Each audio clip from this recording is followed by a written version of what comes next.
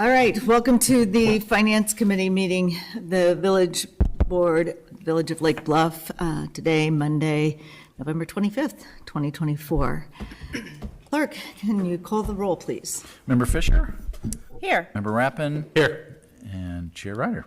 Here. You have a quorum. Okay, first order of business is the approval of the minutes. Do I have a motion to approve the minutes from the October 28th, 2024 meeting? So moved. Second. All in favor? Aye. Aye. Aye. Anyone opposed? The motion passes. All right, item number 3, non-agenda items and visitors. The Finance Committee allocates 15 minutes at this time for those individuals who would like the opportunity to address the committee on any matter not listed on the agenda. Is there anyone present or online? No, ma'am. Okay. Item 4, then. Discussion regarding the fiscal year 2024 annual comprehensive financial report and auditor communications to the board. Do we have a report? Drew, whomever, turn it over to one or both of you. So I don't really have a report. I'm going to turn it over to Martha, who's from Sickich. She's a principal there and was the lead on our audit. Unless anyone has any specific questions related to the cover memo for me, that kind of went over MD&A and some of the noteworthy comments or numbers related to the audit and net position and investments in capital. Any questions on that initial? Love to round back at the end if any questions. Okay, Yeah. sounds good. Mm-hmm.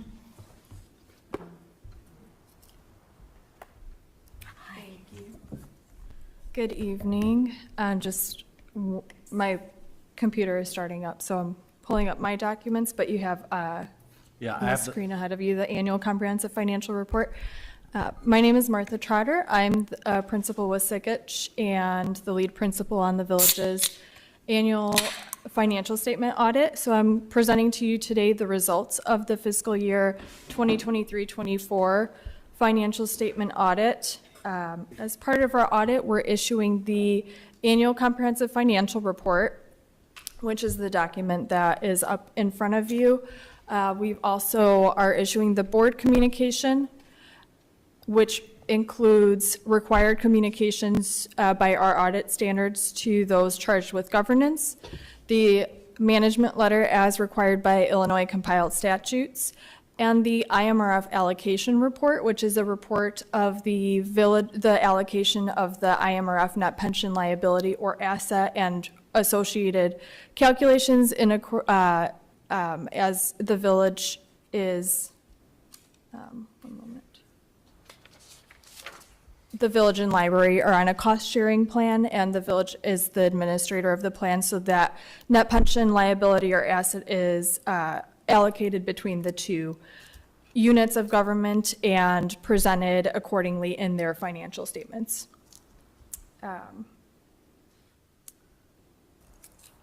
So in the annual comprehensive financial report, there is an introductory section, and I do like to highlight, it will be on Roman numeral page 3. I'm doing this a little bit from memory because my computer is rebooting at the moment. So on Roman numeral page 3, there is a presentation of the Certificate of Achievement for Excellence in Financial Reporting that was awarded to the village for the fiscal year 2022-23 audit. The village each year submits its annual comprehensive financial report to the Government Finance Officers Association, and it has been awarded this distinguished honor for the excellence in financial reporting for presenting transparent, easily readable financial statements that not only comply with GAAP reporting, but also go above and beyond and include some additional pieces of information, the introductory section and the statistical section, for instance, which are prepared by the village and included in these financial statements, which is what makes this document so extensive and large, but also provides a great deal of information that is available to the users of the financial statements. So Can I hit the pause button really? Yes. So the village, we've received this achievement certificate for a very long time. It's an extremely heavy work effort here, and we have a very small shop doing it, and I don't want to, I guess, I want to make sure that Bettina and her crew gets recognized for that, for doing all the work. And we've also received the award for budgeting. I would say every 16 years that I've been here, and before that, there's one more piece to that, and that's why I'm getting the ugly looks from Bettina, is that there's the third piece to that. I don't know, Martha, if you want to talk about it, but the idea is another document you can do, and it's more work, and we've talked about it internally to be, we think we do a very good job of being transparent with all of our financial information and all that, but there is another piece to that, the triple crown, if you will, right? Do you know what I'm talking about? The PAFR Yes. reporting? Yeah. Could you briefly describe that? Yes, I actually don't have too many municipal clients that do the PAFR, but it's a set of financial statements that doesn't necessarily comply with GAAP or GASB, but it's essentially it's to make it more easily the financial information more easily understandable to whoever may be using the financial statements. Yeah, in my reading, between our budget and I don't know that it would do a whole lot, in our opinion, of doing the extra work. And we talked about, we would have to spend more money to create that document because of just the staffing levels. And we've talked internally, the juice hasn't been worth the squeeze, is our take. I'll circulate an example of one of that. We can talk about it as part we get into budget, but just know that there's another document. I bring it up because Lake Forest does it. That's what I was going to say. And so, but they also have a staff of how many? At least 10 in finance. It's a bigger organization, We and don't have to do everything like Forrest. no, and there's great pride in something that we don't everything, right? So anyway, I just throw that out there. Please continue. I'm sorry. And then on the PAFR reporting, there is no opinion or auditing that goes into it. It's simply another document that provides financial statement information, but not to any sort of standards or requirements. Thank you. Sorry. Yep. And to add to Drew's point, the amount of effort that goes into preparation of the annual comprehensive financial report, that introductory section, the statistical section, we do always, I always want to acknowledge at this point in time the effort that goes into the preparation for the audit. As you know, the village with very bare bones staff doesn't have necessarily the manpower as some other municipalities do, but in order to prepare the same information that is required to be audited, regardless of the size of the entity, our auditing standards and requirements are the same. So to be able to prepare for the audit, to provide all the information that's requested as part of in order to comply with audit requirements, and for us to be able to issue the opinion that we do and to prepare the report that is being presented to you tonight, that I don't want to be dismissive of all the effort that goes into it, all of the work that goes into it, the professionalism that's offered to us and our team. So we're very grateful and appreciative for all of that, and want to acknowledge that assistance that's provided to us throughout the course of the audit. So here is the independent auditor's report that's pulled up on the screen in front of you, and we are prepared to issue a clean, unmodified opinion on the financial statements that are being presented. That is the highest level of assurance that we can provide based on our procedures that were conducted in accordance with generally accepted auditing standards. What that lets you know is that the financial statements can be relied upon, essentially. So that's the highest clean opinion, as we call it. And then moving on to following the independent auditor's report, there is a section of the general financial statements that's called the management discussion and analysis. The page number here, these are paginated MD&A 1 through MD&A 10. And this is prepared by the village. It serves as an executive summary of the financial statements. So if you read nothing else in the financial statements, I do encourage reading the MD&A, as it provides some additional context to the basic financial statements themselves. It provides some information that's not readily available in the financial statements. So there's comparative information. You see 2023 as well as 2024. So the current fiscal year and previous audited fiscal year balances are presented. And there's discussion and analysis that that speaks to what are the significant changes, variances, and what drove those fluctuations from the prior year. So there's some graphical information here. There's summarized balances and comparative information that kind of gives a little bit more context to what's directly in the financial statements themselves. So I do encourage reading the MD&A, if nothing else, in the financial statements.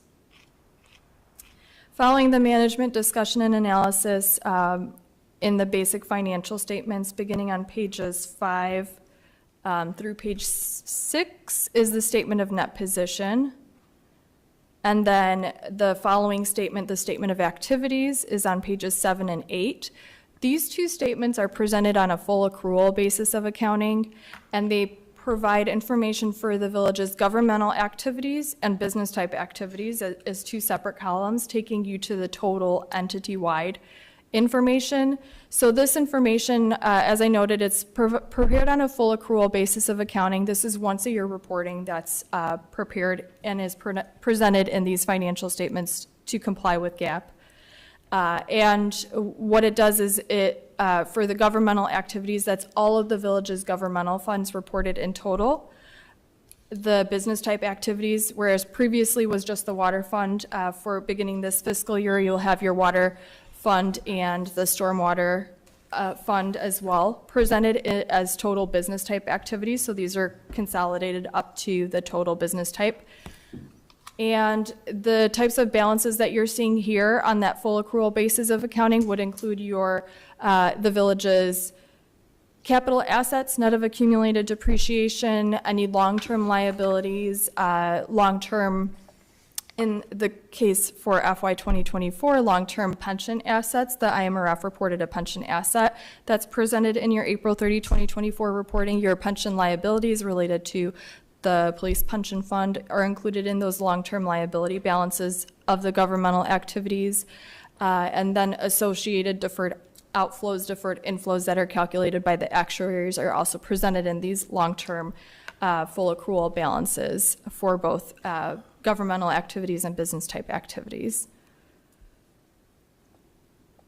Following the statement of net position and statement of activities is the governmental funds balance sheet, which is presented for the individual major funds for fiscal year 2024. The general fund and the general capital improvements fund are both considered major funds. That's based on the level of activity in those funds. And all of the remaining governmental funds of the village are reported in one column as the non-major funds in total. There is further detailed information of each of those individual non-major funds later on in the supplementary information of the report, but here from an opinion unit standpoint, we provide an opinion on each individual major fund and the non-major funds in total. A couple highlights here on page, I believe it'll be on page 10. So I think scroll one more page, please. Oh, 11.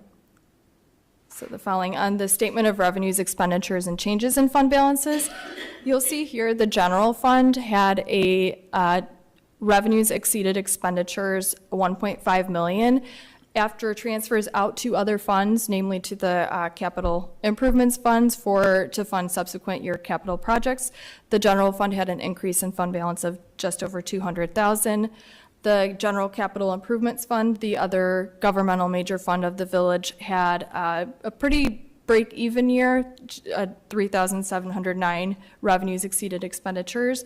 After the transfers in from other funds, the $1 million transfer in had an improvement in its fund balance of that by just over $1 million.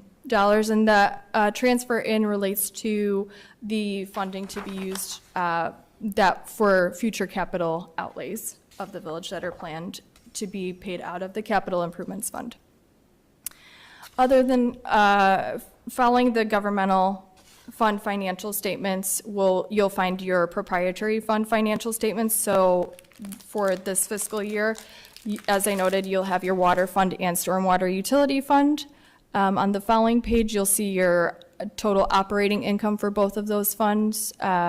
operating revenues as compared to expenses. Both funds had a positive year and had a net operating income of $402,000 in the water fund and $840,000 in the stormwater utility fund.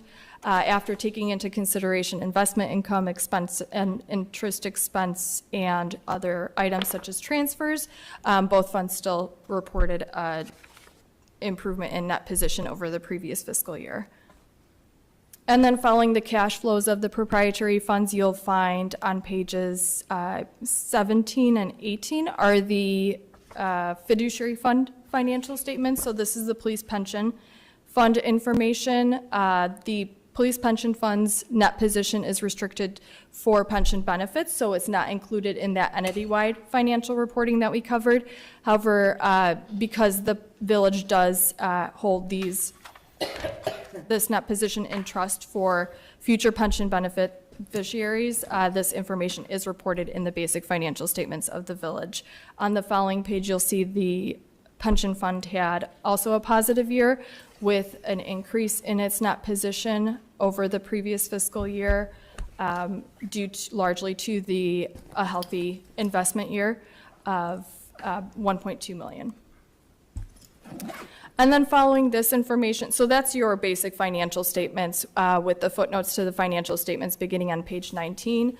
I'll just highlight here, there were no GASB pronouncements that were applicable for this fiscal year that were implemented for the village. However, I will note there was one pretty significant GASB pronouncement, GASB 96, that the village did have to prepare a listing of all of the subscription type IT arrangements. So as many of you know, IT contracts more and more are going to a subscription model. So where you're not purchasing the software outright, but you're paying for a subscription to use the software. So GASB is requiring a review of these types of contracts, and for anything that's material or significant that is considered long-term, so any multi-year contracts that are material, those would have to be presented in the financial statements as intangible software. So the right to use that software should get reported on the entity-wide financial statements as a right to use that software, and that's amortized similar to capital assets, which are depreciated over the life of those contracts. Although that listing and all the related contracts were obtained by the village and a thorough review of all subcontracts was done, after our evaluation of those potential SPEDA contracts, as we call them, there were none that were material to the village's financial reporting, so there were actually no changes to the financial statement for that GASB implementation. So although all the work and effort had to be done, there was nothing material that impacted the village's financial statement reporting for that GASB implementation. And then I don't have much detailed notes on the remainder of the financial statements, but there are the remaining sections of the report following the footnotes. You'll find information on the village's police pension, IMRF, and OPEB, or other post-employment benefit plan, for the historical years available. The police pension plan has 10 years of reporting available at this point in time. The IMRF is reported for 9 years and will have 10 years of information after this current fiscal year. And the OPEB plan, I believe, has 7 years reported at this time. As I noted, budget versus actual statements and the detail of the individual non-major fund statements as compared to the budget and that combining schedule is also available in the supplemental financial statements. And then finally, the last section of the annual comprehensive financial report is called the statistical section, which provides some key historical information, also for up to 10 years of information for a variety of items such as the village's net position, fund balances, changes in those balances for the historical 10 years provided, information on the revenue trends and debt information, as well as demographic and economic information. That's all found in the statistical section, and as was noted previously, that is prepared by the village and then just reconcile to the financial statements to verify that the balances in the statistical section do align with what is audited and reported on. We don't individually audit each of those statistical sections beyond just verifying that those balances do agree to the financial reporting. I'm highlighting this page here, 100, which is the investment fund return. It's a good year. We were talking about recently, Bettina, the police pension fund changed. At the last meeting, they voted to change the rate of return to actual state, so it's now 6.8. Makes sense.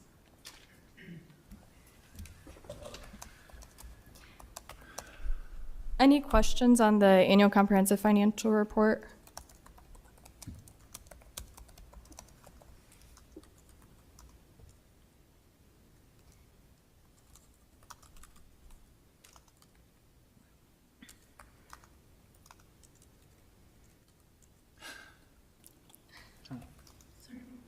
Martha, is there anything that you saw trend-wise that different? I mean, you've been doing this for the last, what, 3 years? 4?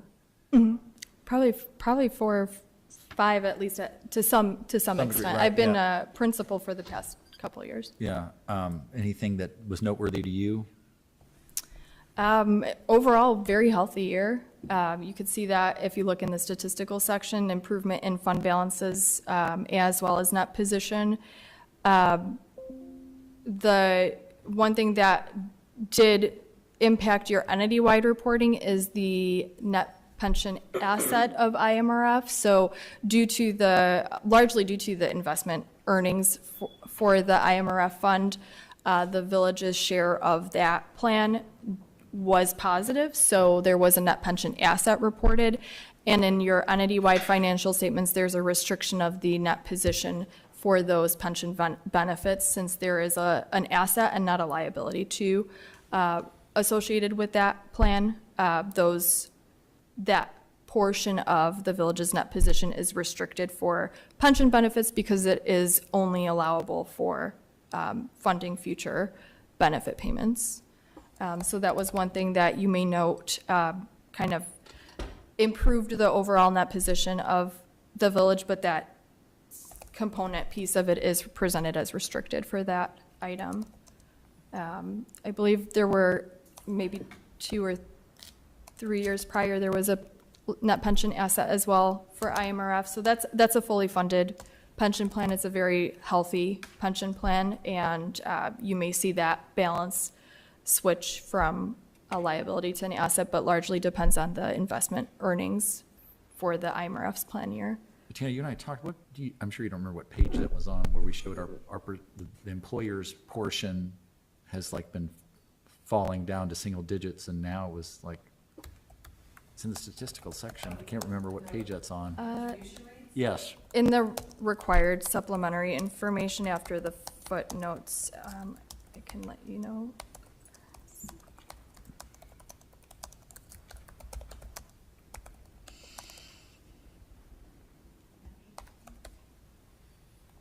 Sorry.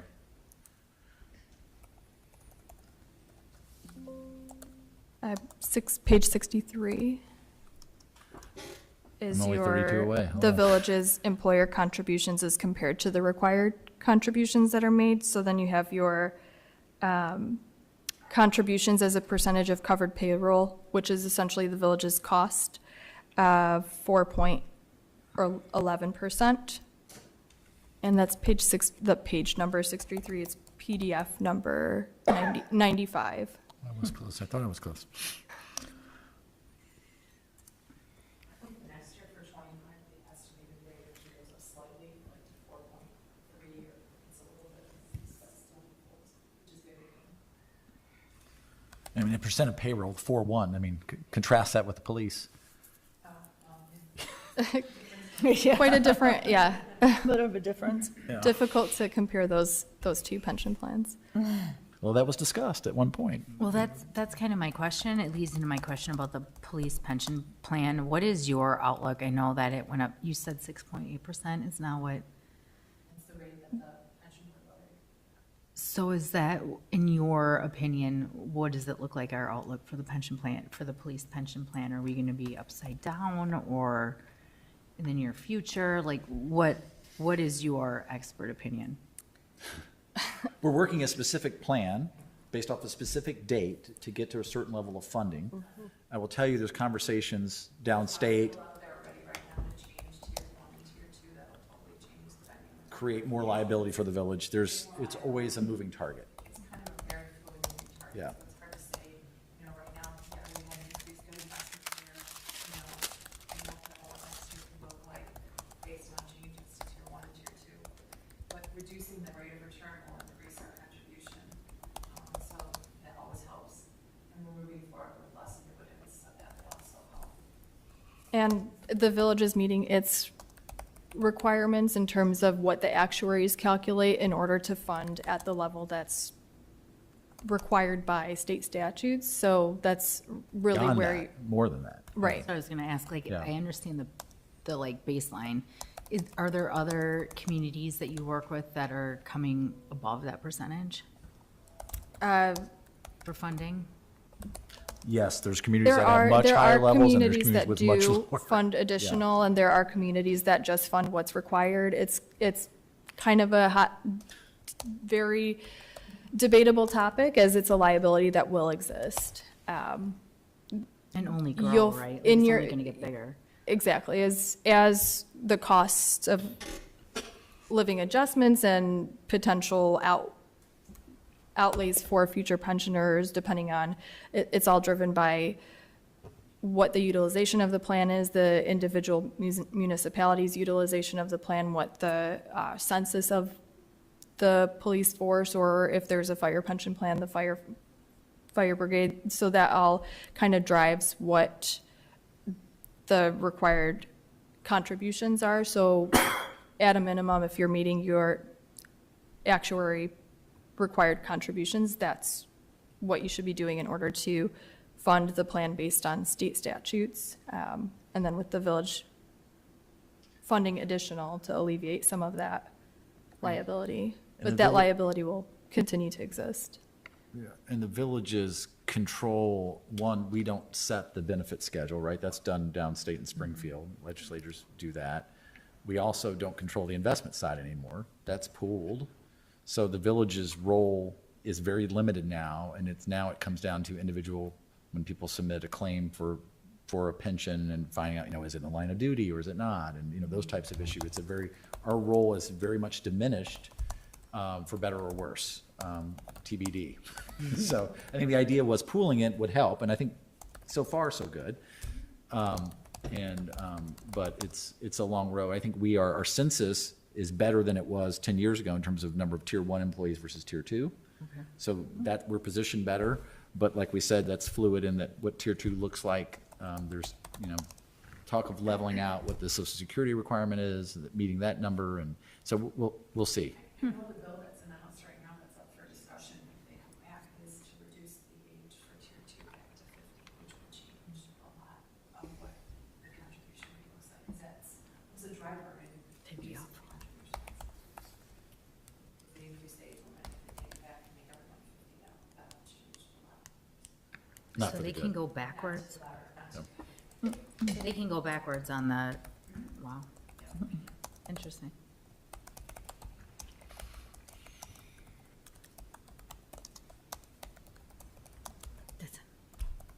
I mean, what does that going to mean for us? Do we have an estimation of where we're going to stand? Hard to know. We don't know what ultimately, if there's going to be any changes at all. You don't know, and it's out of the village's hands. The village has there's been a resolution passed to the board years ago. I'm trying to think how many years ago, maybe 10 years ago, where the village said the resolution calling for the Illinois legislature to take action to improve the public safety pension benefit program. When I say improve it, I mean don't be so generous in the benefit schedule and take some steps to do meaningful pension reform. And, it's always in play. Thank you.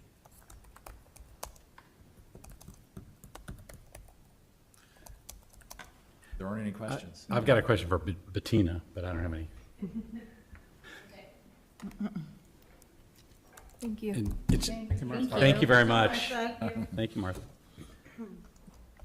Bettina, I think I know the answer to this, but we're looking in arrears here because this is an audit that ends April 30th of 2024, so our fiscal Right. year. And it's Yep. early, it's been 6 months since then. And of course, we look at the financials on a monthly basis, and I haven't seen anything that looked crazy. But clearly, thank you for all of your hard work, by the way, because it's a tiny but mighty team here. Produce a lot of, financial analysis here. And you do make it easy for us to digest, so thank you for that. But has anything materially in the past 6 months changed? I know we haven't done any major capital that's coming, there's a bunch coming. But in your estimation, is there anything that would show a difference versus a healthy financial situation that this audit Actually, does? I would think it would be the other way around. Our revenues have increased, and our expenses are what we budgeted, even though when you look at the monthly report, it's going to say compared to last year, the expenses are 1.6 or something million more than last year, but we budgeted for those. And the revenues are still higher than what we budgeted for on the revenue side. So looking at that whole picture, I think we're still financially doing well. Sure, that's going to change once some of, the engineering projects and the street projects start getting paid more. But Stormwater utilities. is a big Stormwater one. utility. That's coming very soon. But that's not in this fiscal year, so you're still looking at gains overall And we also have the target sales tax rebate coming off the books. next year. And this was the last, FY '24 was the last payment of the one bond that we had, that you saw on the warrant. This time there were two, one for That'll fall off. Time Bank and one for Zions Bank. The Time Bank one, the larger one, is falling off, that's less. And what payment, like annual payment were we It's making? 200,000 and some change. And plus how much is the interest. tax on So target? the target is, the way that sales tax sharing rebate works, the village gets the first 250, target gets the next 250, and we split And then we split the 50/50. rest. Anything above that? Right, and so the next warrant will have that payment on there. I have to do the calculation for it, and then after that, we have two more, one more. And last year's is what, 3? What's the Right. Three, what's the number, 348 or So something? it's under 350, sorry, I don't, off the top of my head. 348 is the additional, or That's Well, the- without having to pay them, you'd gain that in That's I gonna, see. in that's in sales that tax. increase of revenue that will be found money Or- that's coming I off the see. books. The decrease in expenses. so it's considered a payment because they pay us and then we reimburse them? Right, so you'd see a decrease in Currently. expenses. I and see. Net fund balance increasing because you're not spending it unless you spend it somewhere else. So that is, you mean that's falling off? That revenues will start coming back to the village because we won't be cutting a check to Target anymore. Right, So between the bond payment and then actually Right. achieving the It's about tax, $500,000. About $500,000. But for what it's worth, it's not like we've been talking about this for years. I'm like, Right. where's that money gonna go? Right. And so like Jeff's on this call and he would tell you that we're underfunding roads, we're underfunding Right. water. Water. Right? So it's not like right. manna from heaven. It'll help make Right. those maintenance payments more tolerable. Yeah. So, Thank you. You're welcome. and so tonight, usually we have this meeting, just for multiple reasons, we're not having this conversation in October, but usually there's a gap between when this is presented and when it's put in front of you, the village board, for timing purposes and trying to get this done, quickly. So it'll appear on tonight's village board agenda. We're holding Martha hostage. She'll be here in case there are questions that pop up. But if there aren't any more questions, then it'd be a recommendation for the village board to accept the audit. Or, I'm sorry, the ACF, yes. Right. Except the what? To recommend the audit to the village board. The Yes. annual comprehensive financial report. I always want to say CAFR. Do I have that motion? I will make that motion. Second. All in favor? Aye. Aye. Anyone opposed? Yep. Motion carries. All right. That's all that's on the agenda for the finance committee tonight. All right. You need a motion to adjourn, or? Yes, sir. Motion to adjourn. Second? All right. All in favor? Aye. Aye. Aye. Anyone opposed? Motion carries. We're adjourned. To my sister's place. Sweet. Recording stopped.